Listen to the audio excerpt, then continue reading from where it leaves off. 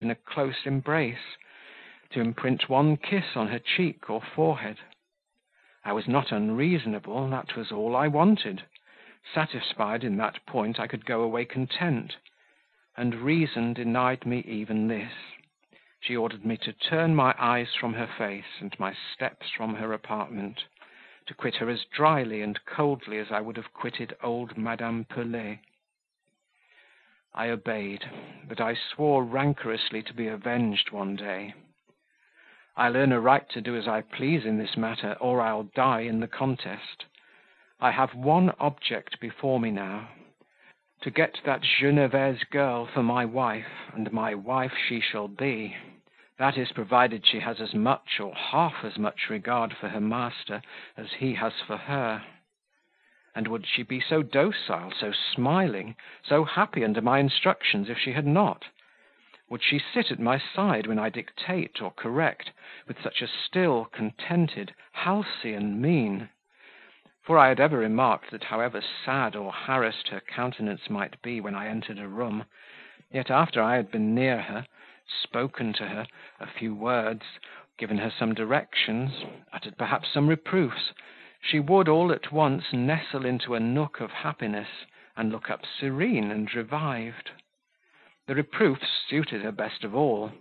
While I scolded, she would chip away with her penknife at a pencil or a pen, fidgeting a little, pouting a little, defending herself by monosyllables; and when I deprived her of the pen or pencil, fearing it would be all cut away, and when I interdicted even the monosyllabic defence for the purpose of working up the subdued excitement a little higher, she would at last raise her eyes and give me a certain glance, sweetened with gaiety, and pointed with defiance, which, to speak truth, thrilled me as nothing had ever done, and made me, in a fashion, though happily she did not know it, her subject, if not her slave. After such little scenes, her spirits would maintain their flow, often for some hours, and, as I remarked before, her health therefrom took a sustenance and vigour which, previously to the event of her aunt's death and her dismissal, had almost recreated her whole frame. It has taken me several minutes to write these last sentences, but I had thought all their purport during the brief interval of descending the stairs from Frances' room. Just as I was opening the outer door, I remembered the 20 francs which I had not restored. I paused. Impossible to carry them away with me, difficult to force them back on their original owner. I had now seen her in her own humble abode, witnessed the dignity of her poverty, the pride of order, the fastidious care of conservatism, obvious in the arrangement and economy of her little home. I was sure she would not suffer herself to be excused paying her debts. I was certain the favour of indemnity would be accepted from no hand, perhaps least of all from mine. Yet these 4 5-franc pieces were a burden to my self-respect, and I must get rid of them. An expedient, a clumsy one no doubt, but the best I could devise, suggested itself to me. I darted up the stairs, knocked, re-entered the room as if in haste. "Mademoiselle, I have forgotten one of my gloves. I must have left it here." She instantly rose to seek it, and as she turned her back, I, being now at the hearth, noiselessly lifted a little vase, one of a set of china ornaments, as old-fashioned as the teacups, slipped the money under it, then saying, "Oh, here is my glove," I dropped it within the fender. "Good evening, mademoiselle." I made my second exit.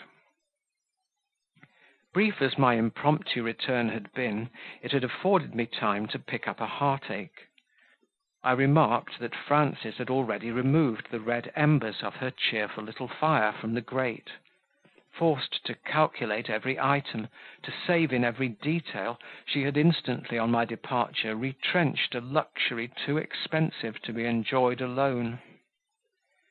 I am glad it is not yet winter, thought I, but in 2 months more come the winds and rains of November.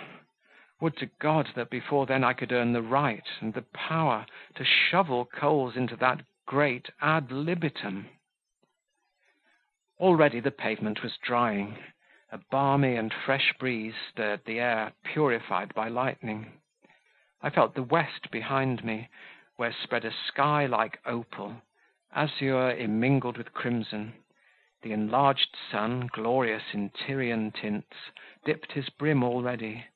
Stepping, as I was, eastward, I faced a vast bank of clouds, but also I had before me the arch of an evening rainbow, a perfect rainbow, high, wide, vivid.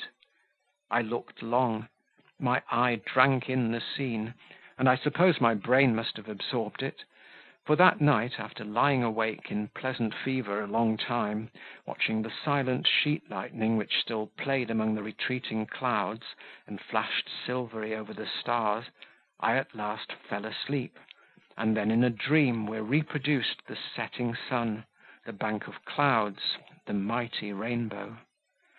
I stood, methought, on a terrace. I leaned over a parapeted wall. There was a space below me, depth I could not fathom, but hearing an endless dash of waves, I believed it to be the sea. Sea spread to the horizon.